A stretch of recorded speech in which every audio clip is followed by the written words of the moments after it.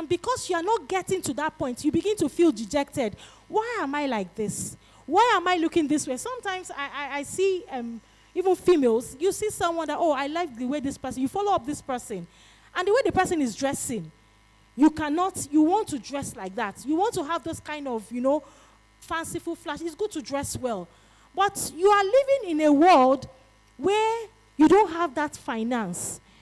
Your parents are struggling to help you to get that. But you now put yourself, you put yourself in shoes of people that are living in affluence. And then you pressure yourself. You try to be like them. You try to do, what can I do so that I can be like them? Get to that, I can meet up with the norms. Before you know it, you will just find out that, I can't make it. I'm not there. I'm looking different. And before you know, you begin to feel sad. You begin to feel dejected. You begin to feel lonely. Before you know it, it starts affecting you. Sometimes it's relationship. At home, your family, they kind of pressure you. You find out that you go through a lot of pressure. Pressure from friends, pressure from for those that are married, your spouses. In fact, as a woman, as a lady, I am not married. I'm getting to this age. I'm getting to this stage. In an environment like this country, insecurity. I'm living in an area that I'm not sure of what tomorrow. And everybody faces that pressure. Everybody faces it. There's nobody that does not face it. But your ability to know who you are and to be able to cope, that's what determines how you'll be able to manage it. So, the environment, and of course, we've talked about peers. Some people, you want to make sure that you measure up to your friends, your peers. You want to, you want to meet up to their level.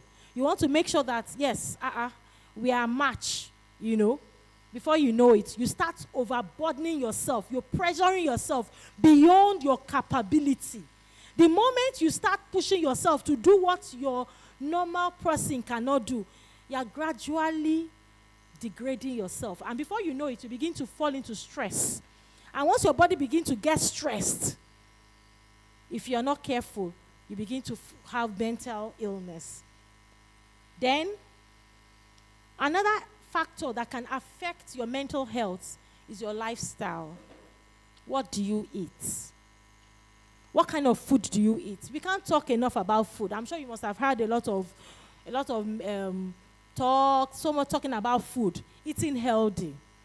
Eating healthy, you cannot, because when you eat healthy, it keeps your body alive.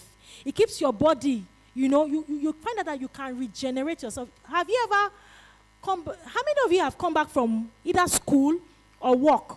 You come back so tired. It looks like the world is gone. And then you decide to eat, take a nap, take your bath and sleep.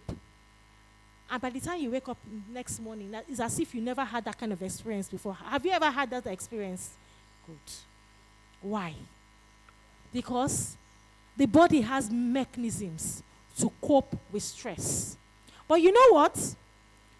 If you now have a lifestyle that, I go to school, but now I'm through, lectures. For those of us in school, we have lectures. You're in a very stressful department. From lectures, you have assignments. You meet up with assignments. From assignments, you have labs. I remember when I was in pharmacy school, it was very stressful. And even till now, I still undergo some of those stress because I'm still in school. You undergo some kind of, and then you come back. You come back at 8 p.m. And for some of us that we will still attend fellowship, you go to fellowship, you finish fellowship, you come back, you write, and then early in the morning by 5 a.m., you are going to pray. You find out that your body is stressed. And if you now happen to be in this, what we call, you will say, so I'm just talking about this factor. I'm just talking about these factors, and as I'm talking about them, I want us to locate ourselves. And then, when we now get to the point of how can we help ourselves, what can we do to make sure that we can keep a healthy mental life? We'll get to that point. Then fear of the unknown. It happens to us all. You would think that everybody is afraid. There's always one form of fear. Few days back, I just found out that I kept asking myself, how will next year be? I've not made up to this. I have not done this. I was feeling a little bit, I said, Kai, how will I meet up with this next year? And I found out that I was getting anxious. But you know what? I got back, it was this week, I got back from my workshop around 7 p.m. That was on Wednesday. I got back to where I was staying, 7 p.m.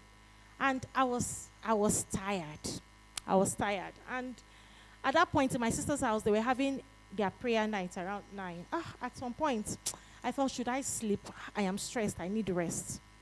But then I went upstairs and I went for prayers. And believe you me, the word that came was just a word that helped me to douse my fear. God, you did not drop from anywhere. God knows that you exist. And God has, and that meeting, I had a 30 minutes meeting, and it calmed me down. It calmed my nerves. And I began to see, sometimes you just pass some words in the Bible that says, for I know the thoughts I have for you, thoughts of good and not of evil, to give you an expected end. And you ask yourself, they are not just mere words. And that leads us to, when we start talking about how to relieve stress, we'll go to things like that. So I just wanted you to know that everybody undergoes stress, fear of who am I going to be next year. I have been I've been trying to get admission. I'm still where I am. How will I cope? Okay, I'm in school. My parents are not meeting up to my needs. How will I meet up? I see those courses, they are bothering me. How will I want to come out with first class. How am I going to get there? And then you look at, oh my God, I've gotten to this age, I'm not married. And I'm not seeing promising people around me. How will I get there? How will I pay my bills? I'm tired of trekking. I need a car. How will I get it? Everything is stress. I need a baby. I need a husband. I need a wife. I need money. I need to blow. They are all there. It's part of it. They are all stress. But the important thing is, when do we get to that point when we can now help ourselves? So I have talked about fear. And then finally, I'll talk about trauma. I think I had mentioned it briefly. Trauma. For you to be traumatized. Some trauma, in most cases, are not things that they are unseen events. You are going on the way, and then all of a sudden, you get involved in an accident. You did not plan it. It just happened. And then, or you got a call, God forbid, you have lost your mom, your dad, your brother, your husband, your child. It puts one to a traumatized state. It's a stress. And if you are not careful, there are people that they get just that news. Before you know it, they have a heart attack, and some of them die. Some people, before you know, they become mad. Sometimes, different kind of stress. You just find out that you have been preparing. You're in school. You have been struggling with your studies. And then you get to the board on Monday, and they told you that, there's a new, we are having, exam is next week. Exam is next week. And you know that your mind, from the normal timetable, is meant to be like in 3 weeks' time. And you know the kind of load you have. And you're the type that cannot cope with so much stress in reading. And they tell you exam is next week. If you're not careful, you will break down. And people, in medical school, I've had people that, from reading, they become lunatics. Because they get to a point where they now overburdened, the weight on their system, the body could not carry it. And before you know it, they had to take them to Yaba Left. In Lagos, we call it Yaba Left when you go to psychiatry. Yes.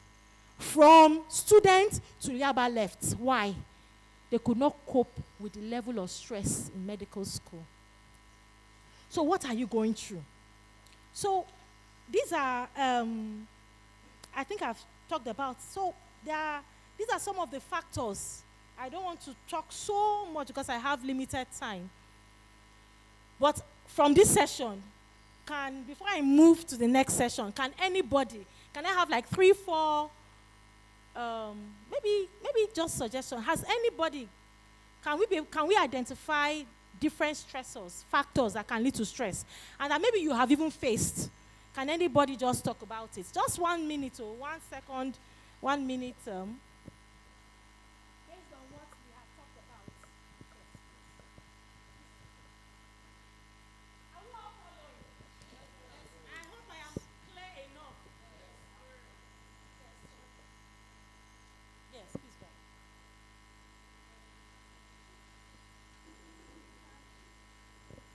Looking at factors that can lead to mental ill health. Yes.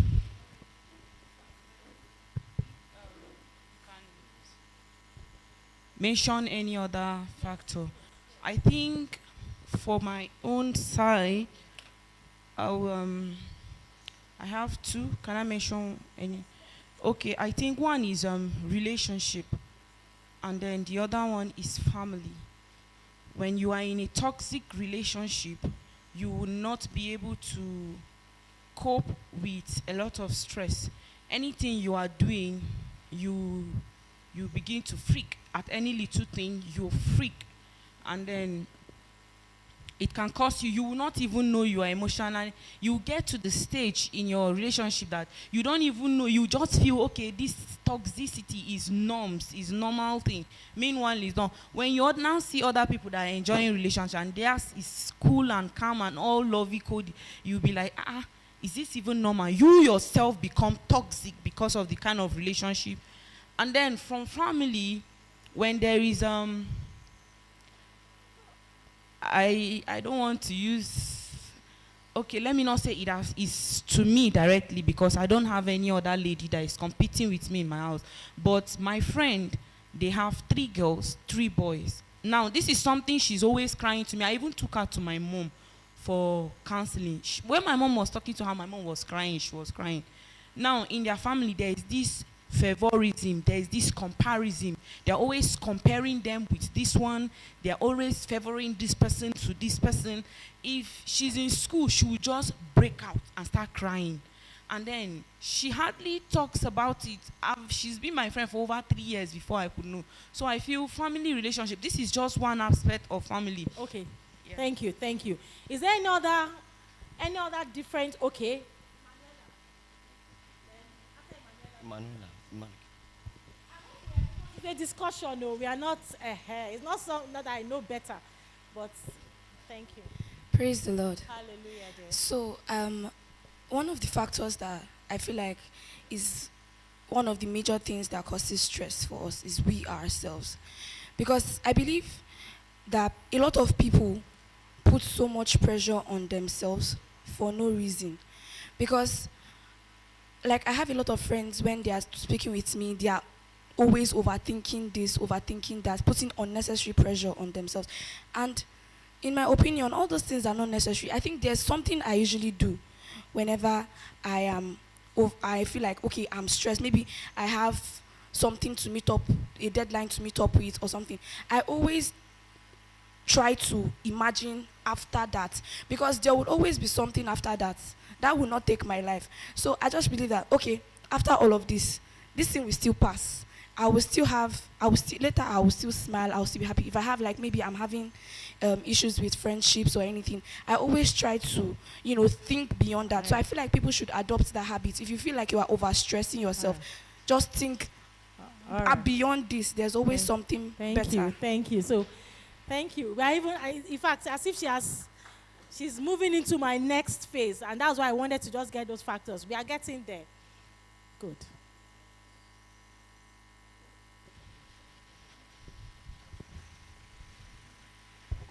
So mine is work related.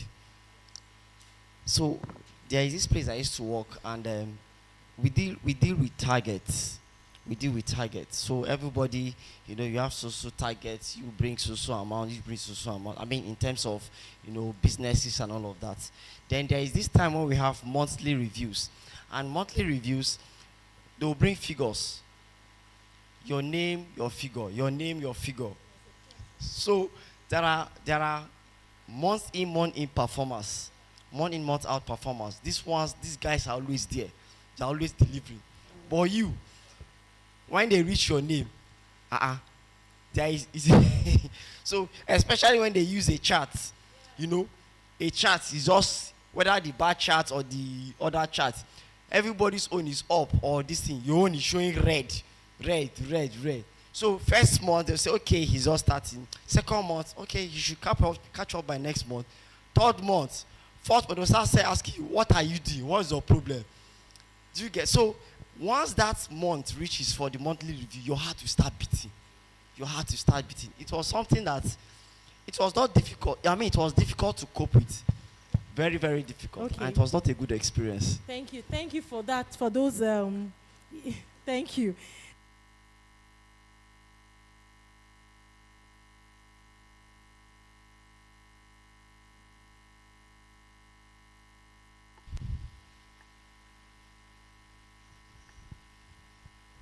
Okay. So, yes, there's this other factor that affects work-life balance, and it's a lot for females, for women. Of course, men, they face that too, a lot. But for women, it's worse. I'll give you my experience. Sometimes they'll tell you, thank God you have a good home. I'm one of the fortunate women. I tell myself every day, I'm fortunate to have the kind of husband I do have. By next year, I'll be 18 years in marriage, and I've not had 1 minute of regrets. And I'm not saying it just to make you feel good, but this is my own testimony. But I had my own part to play. Now, work-life balance.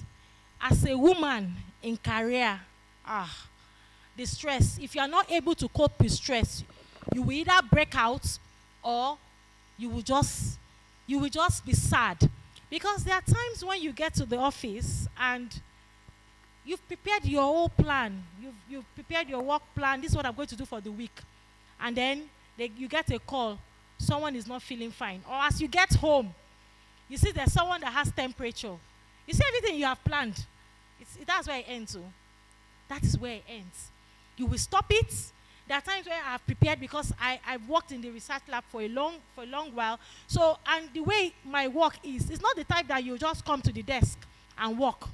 We start planning work. If I don't plan on Monday, I used to laugh. People see me. As I'm waking up in the morning, as I'm driving on the way, I already have a chart of what I want to do for the week.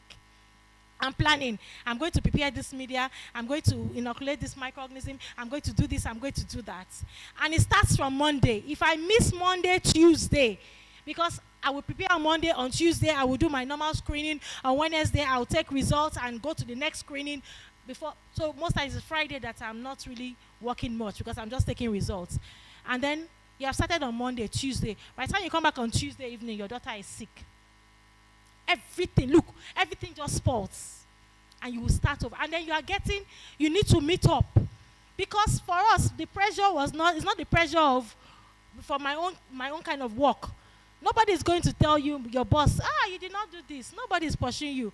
But when it's time for promotion, that is when you will know the pressure. Because when you can't even present yourself for promotion when you have not met up. You must have had either your master's, your PhD. You must have published a number of journals. You have done this. You have gone for conferences.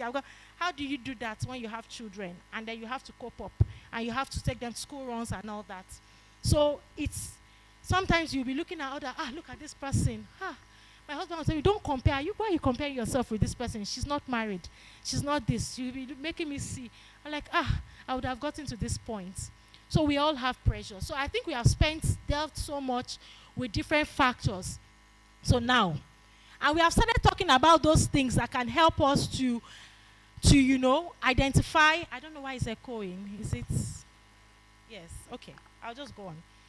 So now we have identified. So now we want to look at strategies. What are those strategies that we can use to manage mental health?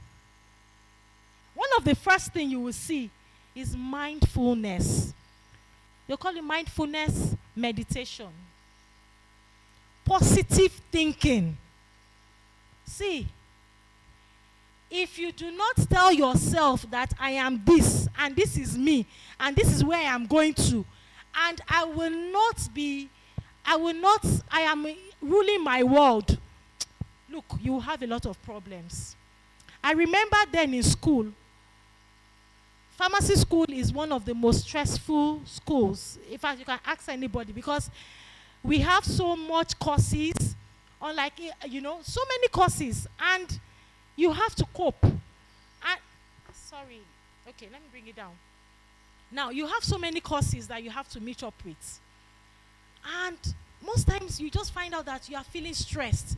You have not read this, you have not met up with this, you have not met up with that. And so what do I do? Okay. See, from day one, I always look at my courses. I look at the number of courses, because from pharmacy school, you usually have the most number of courses.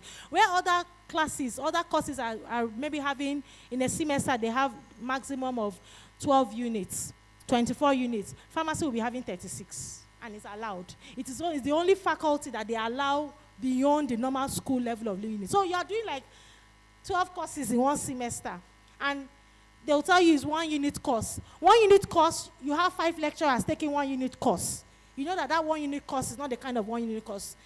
Yes. But you know what I do? When I see a course, I just look at it, I say, this one is A course. This is A course. I just start telling myself. I keep telling myself, this is A course. And believe you me, I got to find out on time. And this is especially going for those in school. When you are pressured, don't tell yourself, Kai, this semester, I wonder how many courses I will make. Kai, maybe I will just make it. Not lie. I will tell myself, all A's. I'm going to have all A's. I will get and then you see friends come in. Have you read this? I'll just tell them, relax. Is it not this one? I will get A. And that thing works. And when I'm reading, and I begin to recite those words of God that tells me, the memory of the just is blessed. I'm just now. I'm a child of God. My memory is blessed. I keep saying it. But that I'm saying it does not mean I'm sleeping, no. I'm also reading. But I have that positive mind that I cannot fail. I have that positive mind that I cannot fail. There are times when I come to the class and it's time for exam. And you know all those people now, when you come, have you read this? Have you read this? Have you read this? You know what I'll tell them? I say, look, anything that I have not read that comes out, there will be an option B. So it can't be all 5 questions. It will be 5, answer 4 now, or 7, answer 5. So those 5 that I will answer, I will get A. And believe you me, it works. But when you begin to have that mind that I cannot make it, I cannot cope with stress. That is when your mental health starts dropping. So if there is no take home from today, tell yourself that you are an achiever. See, let me tell you something. I went for this meeting. I'm leading a workshop, and it's a big workshop. And I got a friend that she's a consultant. I called her to come and consult for us. We finished pharmacy school together. And I told her, we wanted to get someone big, And I know that she has stuff. She has a company, but she has not really done much. So I told her, I said, come on, babe, go and read. Go and read and come and deliver. You are hot now. Go and read. And when she came, and she and her consultant, by the time she finished this training, they were looking for her. And she would come back and say, Kai, na message them make her go read. I said, I don't move with dull brain. Now come on, just go and read. But initially she didn't have what it took. But she read. She studied. Look, when you study, if it is school, you must make it. So now, have that positive mind that I cannot fail. Is it my finances? Is it what I need to go next year? How will I make it? God has my plans. I cannot come below. I must get there. When you have that is the first step. Then secondly, don't give yourself, we say prioritize. Don't give yourself undue pressure. As we are going to New Year now, everybody is doing New Year resolution. I was thinking, what do I plan for next year? I told myself, no, these days I'm beginning to add more weight, so I need to lose weight. Don't smile, but that's true. I'm aging, I need to lose weight. So I told myself that, I wish I can get a table tennis court. I need to play more because I play table tennis a lot. But I need to play. Who will I play with? I'll get emerald, maybe my husband or somebody. I want to play. But you know what? Think of achievable goals. A lot of us will want to blow next year, 2026. I'm going to get, see that ride there. Can't you see? Presido's ride, that ride is old now. I'm going to get a higher grade, and you're not working. You're not earning. And you want that. You will join Yahoo Yahoo. Do you get? Look for achievable goals. Someone will say, I want to build a house. I will buy an estate. I will buy a house in an estate, 25 million. And your annual earnings is not up to 2 million. You will steal. Do you know? Now, but if you say, someone say, by next year, I want to, I'm looking for admission. I would have gotten admission I'll be in a medical school. Please, give yourself achievable goals. One of your achievable goals could be, I am going to write JAMB next year. I am going to do my best to make the best of grades. I will make my timetable so that I will read 1 hour a day. And I will put in my best, and I will also follow God to help me so that it is achievable, right? But are you the one that will give yourself the admission? So don't give yourself undue pressure. I'm not saying you should not believe in miracles, but miracles should not be miracles, Miracles is good, it's Jara for the children of God. But that should not be your drive. And then you give yourself, and then when you are not achieving next year, you see that by next year, Kazayek now has his car. What's happened to him? But you don't know what he has been doing. He must have been saving. I was chatting with a friend. Her daughter is in Canada. The same friend I called. Her daughter is in Canada schooling. When we started chatting, she had been saving up for that child since she was 9. Are we in the same category? No. I hope you are getting. So don't look at people's achievements because you see, then I'll be feeling bad. I don't have enough to do. What have you planned? So, but when you plan, you start small. Okay, I will start by having a savings account. Every month, I will save 10% of my income. Don't say every month I'll save 100,000 when you are earning 50,000. You could say every month I will save 10% of my. Look, I will not spend all my money. When I give God is 10%. I will save 10%. Even if my wife is disturbing me, I will save 10%. Even if my parents want money, I will save 10%. Look, by the time you start growing, and you tell yourself, 10% of all my income. That means if I get miracles, somebody just comes and bless me with more than what I expect, I will save 10%. By the time you tell yourself, is it not achievable? When you tell yourself, I'm going to build a house next year, and I will buy that estate, 25 million, and you're not earning, you will get undue pressure. And then you tell some people, next year I will be married. Yes, you will pray. We will trust God. God will do it. But don't let that be your own undue pressure. People are not yet married, and they still live. Now, begin to think of those positive things. I have friends. That's my friend I was talking about yesterday. 2 of our friends, they are my age mates, they just remarried. 2 of them just remarried. Why? They had failed marriages. So, now anybody that is pursuing them, just imagine if I was not married and I'm pursuing them. They got married now. They have families, but their marriage failed. So have you thought of people that had failed marriages? So why will you allow the fact that you are not yet married be your pressure? I'm not saying it should not be your concern. But it should not pressure you to the point in which you are losing it. You are not talking to people. You are dejected. When you see that girl that is married, then before you know, envy starts. Because you're not happy. Why not be happy? You are say, God, you didn't make me like this, so I will get it. And then begin to achieve what the other person has not achieved. So, okay, now marriage has not come now. Let me start achieving the other one. Let me go to school. Let me do this. By the time marriage comes, everybody is happy in his own way. It depends on what you call achievement. I don't know if we are getting me. Undue, and that is what kills what gives mental stress. Undue pressure. And who pressured you? You pressured yourself. Why? Because of what you see in the society, the norms. I'm talking to you, I'm also talking to myself, because that is one of the ways we can help ourselves. Then, contentment is still part of that undue pressure. Be happy. Look, Be proud of yourself. You know, somebody will say, self-love. Think of, what can I do? Because as for stress, everybody will undergo one form of stress.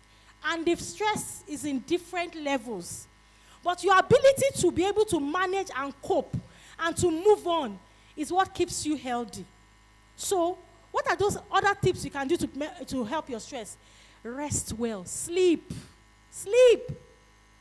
That works for me a lot. No matter how sad, no matter how dejected I am, my husband will tell me anything that takes my sleep. I mean, Kai, he will go and look for hospital help, and I'm not joking. Because when I am tired, when I am sad, when I am distressed, I just go to sleep. I will just sleep. And when I sleep, I will sleep as if nothing is happening. By the time I wake up, you will find out that your body would have rejuvenated and you become calm. And those things that were stress for you, your brain will now be at a level head to now think, what can I do?